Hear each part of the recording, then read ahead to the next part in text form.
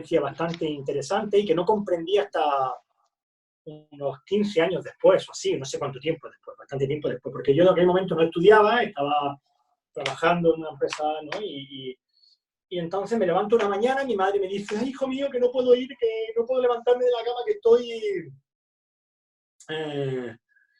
que estoy con mareo, ¿vale? Y estaba tan mareada, ¿no? Que entonces me pidió que la llevara al CAP, lo que para nosotros, lo que para aquí es el CAP, allí en Andalucía es el ambulatorio. Entonces, no sé si quedé con mi hermano porque yo tendría unos 18 años así, o 19 años, no creo que más. No sé si nos vino a recoger mi hermano porque yo no tenía coche, no lo sé. Pero yo la acompañé a este ambulatorio y, claro, mi madre el día anterior no tenía ningún síntoma y se levanta con estos síntomas, ¿vale? Entonces entro con ella a ver al médico, que es un crack, ¿no? Es un buen tipo, médico del pueblo que todo el mundo conocemos, ¿no? Y que ya no sé, no creo que esté, estará jubilado ya. Y este hombre la mira y me dice lo siguiente, dice, bueno, María, tienes vértigo. Y yo, inocente de mí, ¿no? Esto ya lo sabéis, las que ya había una cara, ya como esta historia no la has contado. Es que es verdad, ¿no? Mi madre pues se queda así como, vale, ok, tengo vértigo, sí, vale. Pero yo me quedo con la curiosidad y le pregunto, pero bueno, explícame qué es lo que tiene, ¿no? Porque yo no entiendo, me dice vértigo, no estoy comprendiendo. Y entonces me dice, pues tiene vértigo. Y digo, ya, si ya he entendido, pero la palabra vértigo no sé lo que significa, porque está mareada. Hombre, por eso hemos venido, porque está mareada. Pero no estoy entendiendo por qué mi madre ayer no tenía vértigo y hoy sí. Pero tiene vértigo, tiene vértigo. Entonces me di cuenta de que sencillamente me tenía que haber dicho, mira, tiene vértigo, no sé por qué. Vale, que no pasa nada, ¿eh? No hay ningún problema, porque se pueden escribir bibliotecas enteras de cosas que no sabemos, ¿no? Que yo por lo menos se pueden escribir bibliotecas enteras. Entonces, claro, esto quedó ahí, y cuando yo empecé a estudiar osteopatía, pues ni fu ni fa. Pero varios años después, me hace gracia, ¿no? Como la vida me va trayendo las cosas, ¿no? Me encuentro un caso similar, ¿vale? ¿De acuerdo? Y con la clase de hoy lo que pretendo explicaros es qué fue lo que le pasó a mi madre para que de un día para otro, al día siguiente, ¿sí?, tuviera vértigo. Y eso es lo que voy a explicaros hoy. Voy a intentar de explicar por qué una persona un día no tiene vértigo y al día siguiente se levanta por la mañana y tiene un vértigo. Mira, ¿Vale? puc només pujar que puguis, por favor. Que se m'acopla. Este vértigo, Con el wifi, no, si no me arriba, ves en directa. este vértigo es un vértigo que está asociado, lo voy a asociar hoy a estómago. Podría ser de otra cosa, ¿vale? Pero me gusta el de estómago porque es un vértigo mecánico muy claro, con pistas muy claras, ¿vale? Y cada vez que viene a mi consulta a alguien con este vértigo, normalmente sale de la consulta sin él. Es decir, si la persona viene con este vértigo que os voy a explicar hoy, en una hora normalmente sale de la consulta sin el vértigo y no vuelve a recaer, ¿eh? ¿Vale? Entonces, son casos que son muy agradecidos y da igual qué terapeuta seas, ¿no? Una vez que entiendas esto, seguro que vas a poder ayudarlo y vaya a comprobar que efectivamente cuando tratáis así, de esta manera y tratáis con este enfoque, pues la persona le va a desaparecer el vértigo siempre y cuando tenga estas características que voy a explicar hoy. El vértigo de estómago, ¿sí? Entonces, bueno, voy a compartir en la pantalla para que todos podáis ver mi pantalla y así que, bueno, que todos podáis ver la anatomía que voy a explicar hoy, que espero que sea, es una anatomía sencilla, ¿eh? No es una anatomía muy complicada, ¿de acuerdo? Pero se necesita saber, como siempre, de un poco de anatomía, entonces iré poco a poco contando la historia lo más fácilmente posible. Bueno, lo primero que tenéis que saber es que en esta fotografía estamos viendo un cráneo que lo hemos cortado transversalmente de delante a atrás, ¿vale? Y entonces lo estaríamos viendo desde arriba, ¿de acuerdo? Aquí tendríamos el agujero magno, ¿sí? Entonces, este es el agujero magno. Vamos a cambiar de pincel. Vamos a ponerle. Ok, no, tampoco me gusta, uno rojo. Okay. Este de aquí sería el agujero magno. Y entonces vamos a ver primero un detalle. este hueso que se está viendo aquí, esta articulación de aquí, esta sería el occipital, ¿vale? Y el hueso que tenemos aquí al lado sería el temporal visto desde dentro. Muy bien. Bueno, pues en el temporal tenemos una porción que se llama porción petrosa, que es la que estoy señalando ahora mismo. Aquí dentro, pero dentro, tenemos el sistema vestibular. ¿Por qué hago tanto énfasis en eso? Porque normalmente los vértigos no son del sistema vestibular. Es decir, ya sé que hay maniobras para tratar el sistema vestibular y que funcionan, pero funcionan no porque han liberado el sistema vestibular en sí, porque el sistema vestibular, ahora os pondré otra fotografía, está dentro del hueso. Entonces, no es que tengo un problema un día y al día siguiente, o sea, no es que estoy bien y al día siguiente ya estoy mal del sistema vestibular. Eso no es así. ¿De acuerdo? Entonces, sí que puede haber un problema con el sistema vestibular, pero ojo, cuando ya el problema es vestíbulo, del vestíbulo, ¿vale? Es decir, intraóseo, eso ya, o sea, si realmente hay un problema dentro, no es un problema de vértigo, ¿de acuerdo? Es un problema mucho más complejo, que no solo, que el vértigo sería una de sus patologías, ¿no? de sus síntomas, ¿vale? Pero es mucho más complejo, ¿vale? Porque aquí dentro de esta circunferencia que he plantado aquí dentro, voy a tener dos sistemas, el sistema de equilibrio y el sistema de audición, el oído interno, ¿vale? El cloquear, ¿sí? Ok. Entonces, sobre esta fotografía quería comentaros eso, que este sistema, que ahora pondré otra fotografía, está dentro de ese hueso, por lo tanto es intraóseo, por lo tanto no se modifica tan fácilmente. ¿De acuerdo? Por eso no es, el vértigo que nos suele llegar a nosotros no puede ser vestibular, a no ser que haya sido traumático, porque de un día para otro no tienes este tipo de vértigo, el que yo voy a explicar hoy, ¿de acuerdo? No es vestibular, ¿sí? Eso es lo que quería para empezar. Luego, otro detalle más. Veremos que justo aquí ya se está viendo, ¿no? Ya se percibe aquí, ¿vale? En el agujero magno, aquí tenemos lo que se llaman los cóndilos del occipital, que volveremos sobre ellos, pero ya los pongo acá, porque los cóndilos del occipital es el lugar donde está subido el cráneo. O sea, todo el cráneo se está apoyando en la columna a través de estos dos cóndilos, que lo veremos desde otro lugar, ¿vale? Lo estamos viendo desde arriba, no se ven, porque estos nos van a apoyar sobre la columna.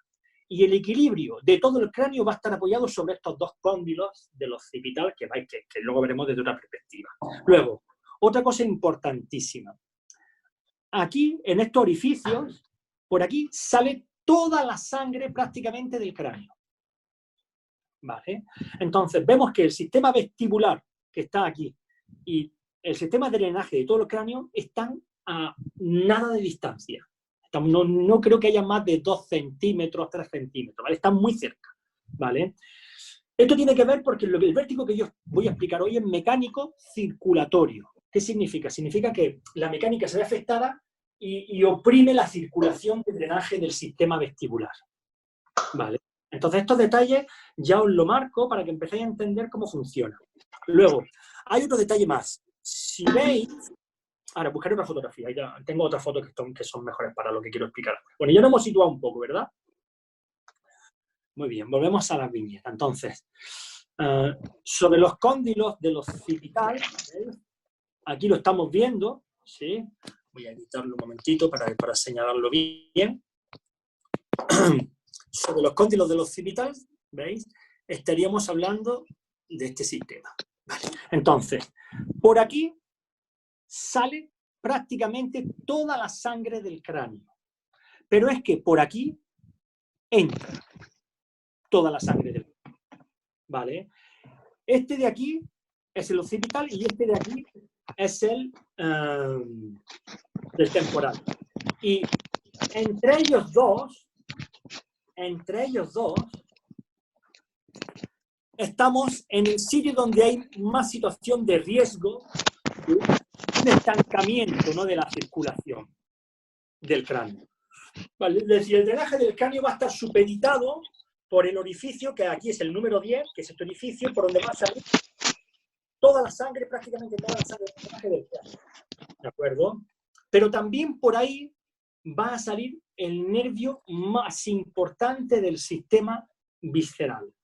Por ahí, por el 10, sale el nervio neumogástrico, que ahora iremos hacia él. Para que entendáis que cuando tengo síntomas vagales, el nervio vago, el nervio neumogástrico, cuando tengo síntomas vagales, uno de los sitios donde puede estar afectado es justamente en esta articulación entre el temporal y el occipital. ¿Por qué? Porque entre ambos forman una articulación móvil que se mueve muy poco, pero es igual porque los cóndilos van a ir como subidos encima de una esfera, ¿vale? Entonces yo puedo mover el cráneo en los 3 planos del espacio gracias a la articulación con la columna.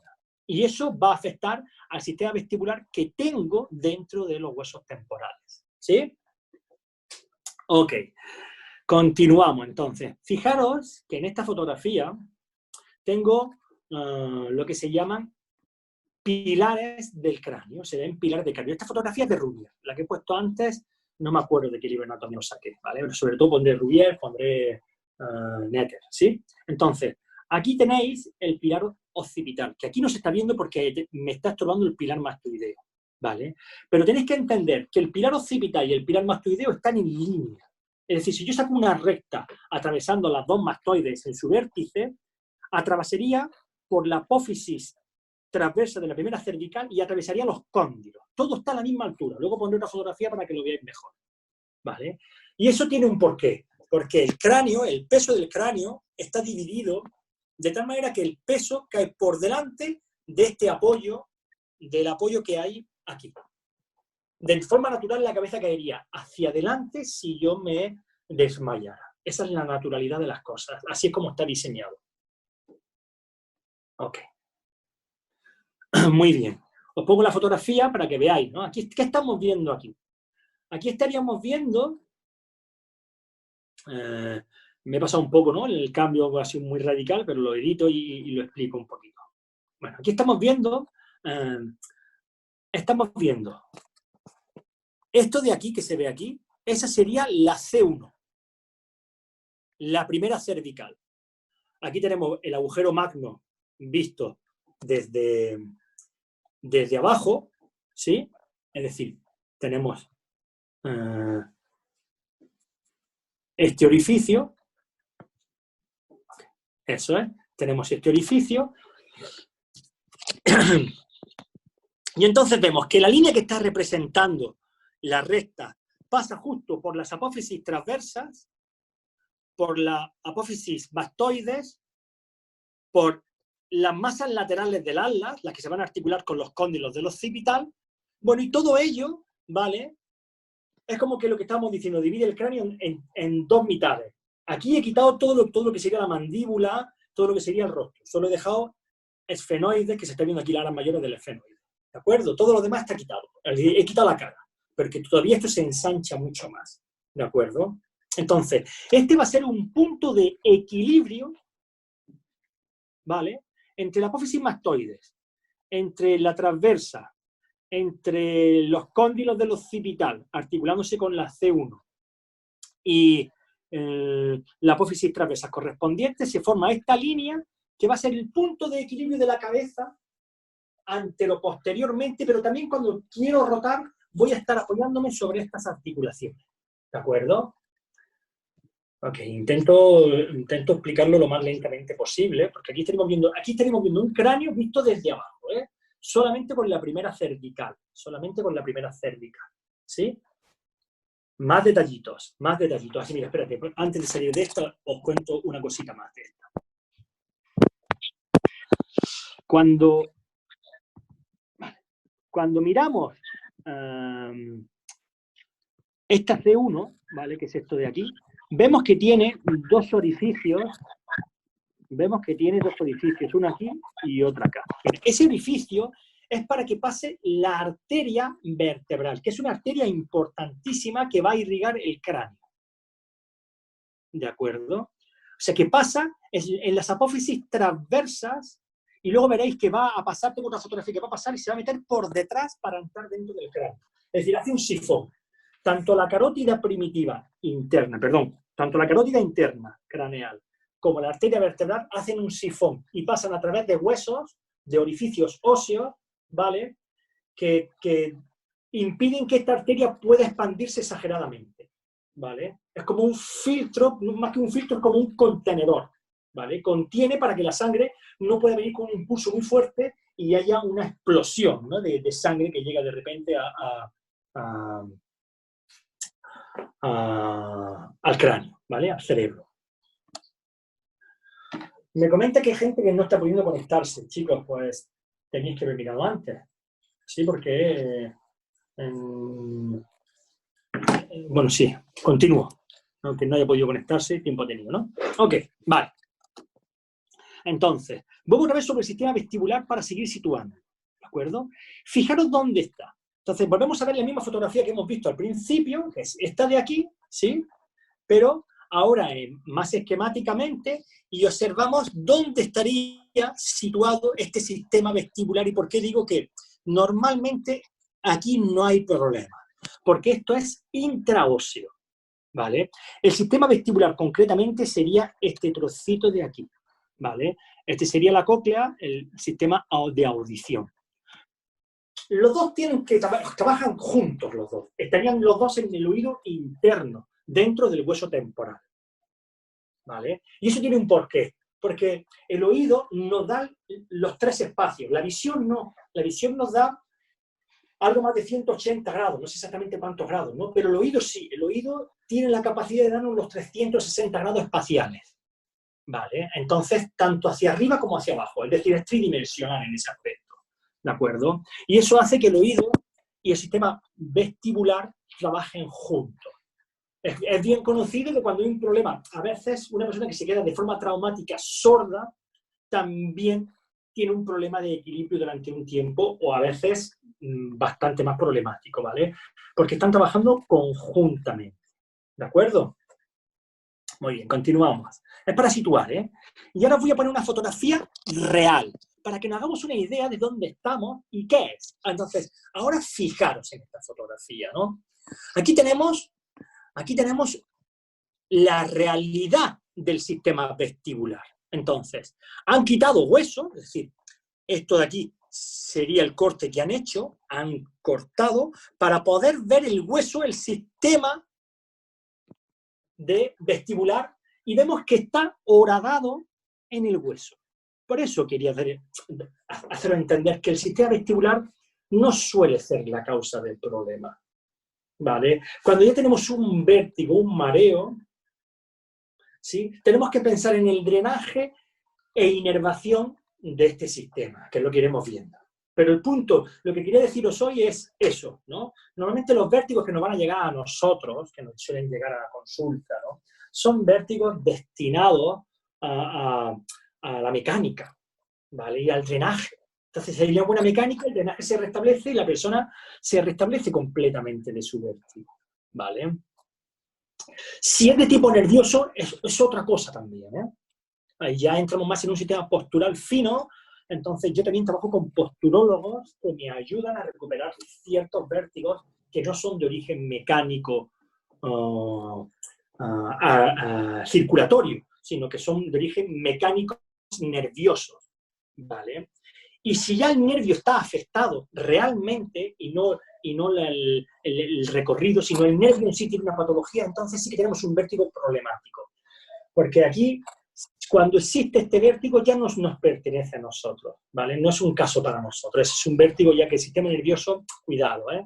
Aquí no voy a hablar de un vértigo en concreto mecánico que nosotros podemos resolver y que es bastante frecuente, ¿de acuerdo? Pero vemos cómo aquí, esta es la petrosa del temporal, por aquí va a pasar la sangre de drenaje del cráneo, ya veremos, ¿sí? Y bueno, y veis todos estos poritos, ¿vale? Pues por algunos de esos poros van atravesando pequeñas venas, pequeñas arterias que nutren la zona, ¿de acuerdo? Pero tenemos que entender que el sistema vestibular no se mueve, no cambia, no es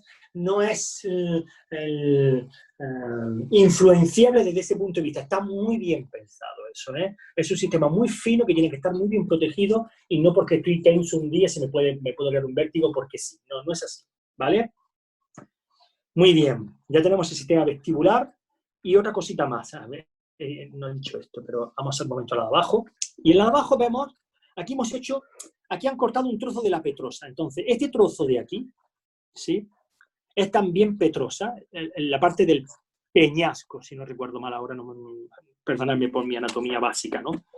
Entonces, por aquí está pasando la arteria carótida interna. Entonces, tenéis que entender que la nutrición de este sistema está muy supeditada al temporal, a la petrosa, ¿vale? Es decir, además de que el sistema auditivo tiene también su propio drenaje aéreo, porque tenemos que transmitir, ya lo veremos, desde el oído externo hasta el oído interno, hay un oído medio también, ¿vale? Porque tiene que haber una presión con unas ciertas cualidades. Si no, estas presiones nos afectarían mucho y esto es un sistema muy delicado desde ese punto de vista. Muy bien, continuamos. Entonces, ya lo tenemos prácticamente ubicado, ¿sí? ¿Veis qué bien? ¿Qué lindo? ¿Sí? Entonces, aquí tenemos, en esta fotografía, volvemos a ver el cráneo desde dentro, ¿sí? Estamos viendo la petrosa, ¿sí? La petrosa, ¿por qué no me deja? Ok, estamos viendo la petrosa, ¿sí? Y estamos viendo, perdón, ahí solo, vale, es igual, me he equivocado, sería por aquí, ¿vale? Entonces, esta que se está viendo aquí es la carótida interna. Y veis, desde aquí hasta aquí aproximadamente hay 1 centímetro, centímetro y medio, a veces más, ¿no? Pero pon 1,5 centímetros, 2 como máximo, en la que la carótida tiene que atravesar este hueso, literalmente. Y fijaos que está dentro del mismo peñasco donde está situado el sistema vestibular, ¿vale? Y el sistema de audición. ¿De acuerdo? Otra cosa interesante de aquí. Es que, como podéis ver, los nervios que están entrando por el orificio que va a llegar hasta el sistema vestibular sería el octavo par. Pero también entra otro nervio, que veremos, que va a formar este ángulo de aquí, que volvemos a recordarlo porque el otro día ya lo estuvimos dando, ¿no? Y es el nervio facial, el 7º par craneal, ¿vale? Este nervio facial atraviesa la petrosa, es decir, está muy relacionado con el sistema vestibular y él, que forma parte del parasimpático, es un nervio parasimpático, ¿vale? Va a tener funciones importantes en el oído y en su drenaje, ¿de acuerdo? Porque controla un musculito, ¿vale? Del sistema de la trompa de Falopio, ¿sí? De Eustaquio, ¿sí? Y también controla la circulación interna dentro de este sistema de oído interno, ¿de acuerdo? Entonces, este nervio es importante, es uno de los importantes, ¿de acuerdo? Porque además, al ser facial, el nervio facial está relacionado con otras muchas cosas.